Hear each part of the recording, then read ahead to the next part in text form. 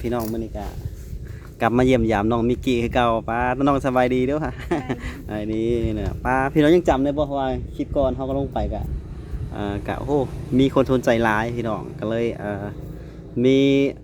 หนุ่มไทยเนาะเพิ่นโอนเงินมาให้ทางน้องมิกกี้เพิ่นว่าให้อยากฮู้จักเพิ่นว่าบ่แม่นสิจีบดอกแค่อยากฮู้จักว่าน้องเขาน่ารักก็ซื้อก็เลยมื้อนี้ก็ประมาณนั้นก็เลยเอาเงินมาให้น้องเพิ่นเนาะกะค่าขนมแล้วกันไว้ให้ค่าในอื่นดอกค่าขนมกะเป็นจำนวนเงินพี่น้องปะ1,000 บาทเนาะเพิ่นมาเพื่อนฝากมาให้ทั้งประมาณเลยกะประมาณเอามาให้ทั้งน้องเพิ่นนี่กะน้องมิกกี้กะมาฮอดมาถึงแล้วนะพี่คนนั้นกะผมมาถึงแล้วครับนี่มาถึงน้องเขาแล้วตอนนี้กะถ่ายคลิปอยู่กับน้องเขากะเงินก็เป็นจำนวน 1,000กะไม่มากไม่เยอะน้องตกใจใช่เนาะในกะเงินจำนวนนี้กะมันกะบ่แม่นว่าให้ค่านั่นค่านี่ดอกแค่เพิ่นอยากฮู้จักน้องเฉยๆอยากชมความน่ารักของน้องเซื่อก็บ่มีหยังดอก พี่น้องเอ้ย เป็นหนุ่มไทยลูกครึ่งแหละลูกครึ่งจีนนี่แหละลูกครึ่งจีนแล้วก็ลูกครึ่งไทยประมาณนี้แหละเพิ่นก็เลยเห็นน้องเห็นคลิปน้องเพิ่นก็เพิ่นอยากทำความรู้จักแล้วก็อยากสอบถามว่าน้องเก่งเรื่องทำงานในด้านไหน แบบถ้าแม่นน้องมีความสามารถยังแบบที่เฮ็ดเวียกที่ทำงานได้นะ เสิร์ฟก็ได้ ในก็เสิร์ฟก็ได้ เออ เฮ็ดได้เบิดค่ะถ้าบอกนะ อ๋อ เฮ็ดได้เบิด ถ้ามีคนแนะนำให้ทำก็จะทำได้เนาะประมาณนี้เนาะกับประมาณนี้กะคือว่าถ้าแม่นเก่งกับบ่ได้เก่งเนาะน้องๆล่ะเนาะ ก็เฮ็ดได้ แต่ก็พอให้ได้เนาะแบบเฮากับบ่ถึงแบบเก่งทุกเรื่องเนาะแต่ถ้าแม่นคนสอนคนหยังก็พอเฮ็ดได้เนาะประมาณนี้เนาะ แม่ อืมนี่พี่น้องกะมาถามน้องเพื่อนกะพี่เพื่อนให้มาถามว่าน้องเฮ็ดหยังได้แน่น้องมีความสามารถหยังแน่ที่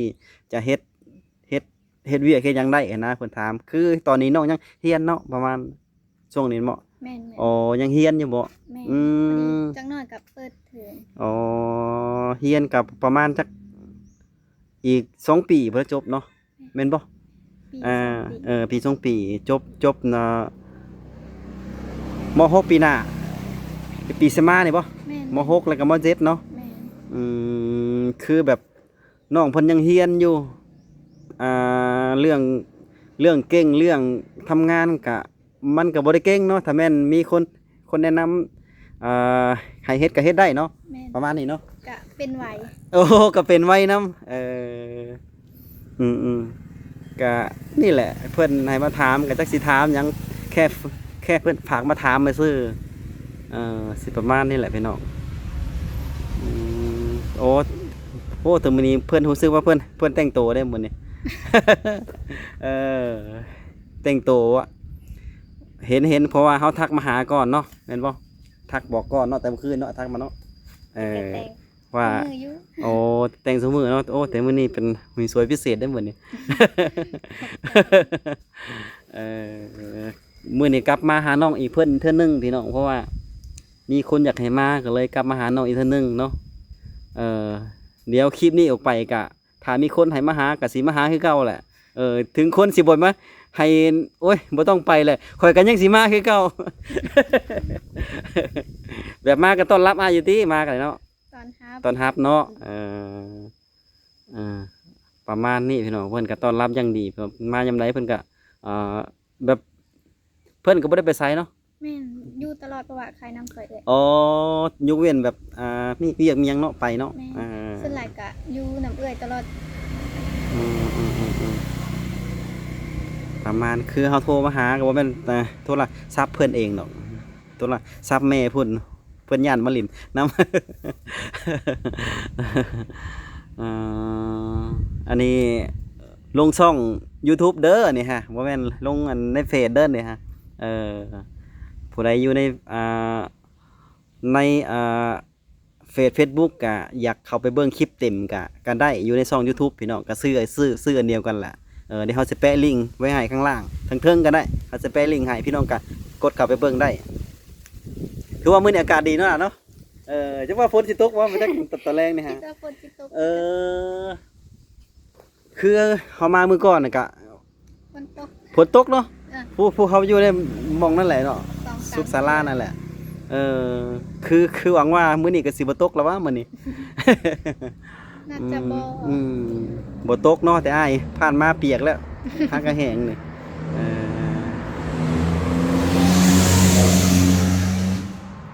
เสียงรถก็ดังพอสมควรพี่น้องก็พอซ้ำนี่เพราะว่าเฮาก็มาถามแ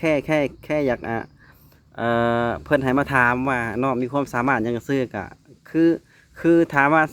มีความสามารถบ่ก็มีเนาะมันก็ถึงบ่เก่งเนาะล่ะเนาะ โดย แบบก็พอเฮ็ดได้เนาะเพราะว่าตอนนี้น้องกำลังแบบยังเรียนอยู่หั้นนะถ้าแม่นสิออกก็บ่ได้เนาะแม่นบ่ต้องเรียนให้จบเนาะ ไม่ได้ไปประกาศหมด7ก่อน ต้องรออีก2 ปีพี่น้องรออีก2 ปีรออีกบ่โดนดอก2 ปีบ่เฮิงแป๊บเดียวเพิ่นก็สิเ